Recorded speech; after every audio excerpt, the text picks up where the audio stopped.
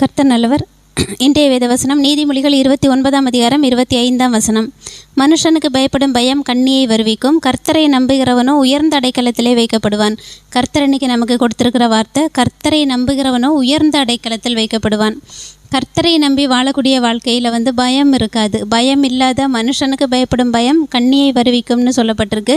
நம்ம கர்த்தரை நம்பி வாழும்போது எந்த மனுஷனுக்கும் நம்ம பயப்பட வேண்டிய அவசியம் இல்லை. மனுஷனுக்கானாலும் சரி, சூழ்நிலைக்கானாலும் சரி, வியாதியாக இருந்தாலும் சரி, எதுவாக இருந்தாலும் ஒரு பயம் இருக்காது. அந்த உயர்ந்த அடைக்கலத்தில் வைக்கப்படுதுன்னா ஒரு உயர்ந்த அடைக்கலத்தில் இருந்தால் நாம் எப்படி இருப்போம்?